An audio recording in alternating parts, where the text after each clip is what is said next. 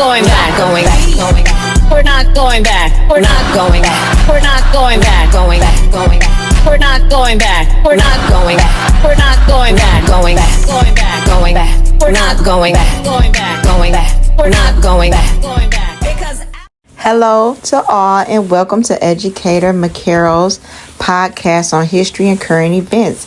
Today we will be talking about and learning about Genghis Khan and his road to his empire success. So what each student needs to be able to perform with our state standard is P1.2, interpret primary and secondary sources, documents for point of view, context, bias, and frame of reference or perspective for the Mongol Empire.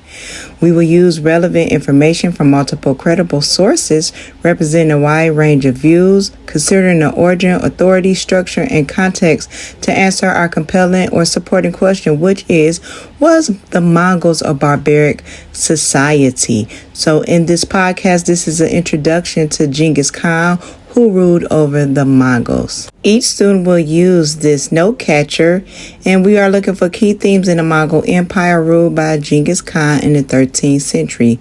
You will write down what you need to know and notes and topics that you learned as we explore and analyze the Mongol Empire. So let's get into it.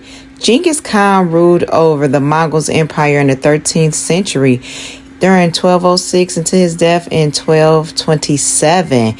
It was mentioned that Genghis Khan's father was poisoned when he was 9 years old by a neighboring tribe.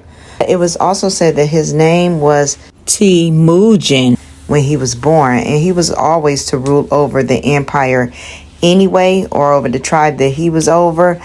But in order for them to survive, his family did have to run away after the father was poisoned, and him and his family, they really survived off of eating like rodents and things of that nature. But he came to be in succession when he became a young man. Let me just pause right here. And I want to say, because I am a world history teacher, I really enjoy connecting history. So just like in African tribes, Mongols had different tribes and they conquered one another. And they killed, the head, usually the man. So Genghis Khan, after his father passed away, his family did have to run away, as I mentioned before. But also they were slaves to other Mongol tribes. And this made his childhood very difficult, and he resented it very, very bad. And so when he was a teen, he did escape from being captive of the other Mongol tribe. And he went and he retrieved his family as well. But this right here set the foundation of what type of leader he was going to be to the Mongol tribe. And it was described that he was a very brave man, very self-controlled, very loyal, but he was really about conquering other parts of Asia. And this went on for a long time. And he discussed religion a lot during this time. At his time of reign in that century, poly was a really big thing. So he had hundreds of wives, hundreds of kids, but he had a tactic to the reason of why he had so many kids, and that was to make sure that he always was able to rule through the bloodline, whether he was present or not, because he had a lot of conflict with different parts of Asia and conquering different countries. He knew that anytime, his life could come to an end. So by securing having so many kids, this will always guarantee that his bloodline will reign over some type of kingdom, empire, or something to that nature. Some say that 0.5% of the world's population is descended from Genghis Khan. Genghis Khan apparently believed that having many children was essential to maintain his empire's stability. A huge offspring of descendants ensured the continuity of his family's lineage and power. As a Mongol leader, he had many enemies and knew that his death could lead to power struggles among his successors.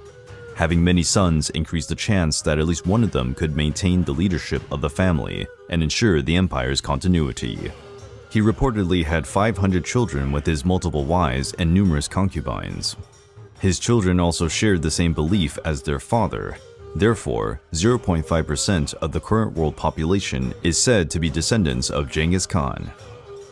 During the Mongols' reign, Genghis himself and some of his sons and grandsons who followed him came to believe the Mongols had a mission from heaven to conquer the world and establish a universal empire. In this, Mongol leaders were almost certainly influenced by contact with the Chinese ideology of the mandate of heaven, the belief the empire ruled because the supreme being wanted them to.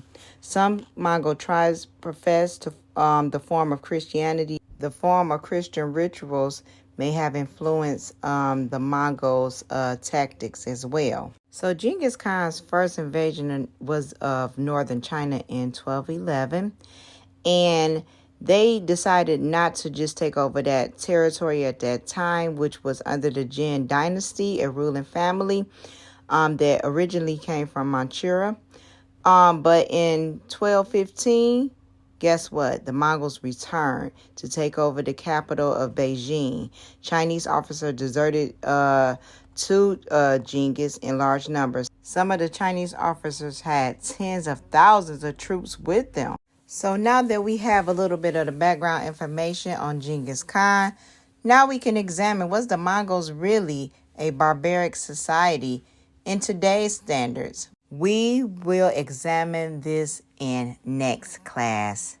Thank you for joining my podcast introduction to the Mongols with Genghis Khan ruling them. Join me next time for part 2 of the Mongols in Genghis Khan reign.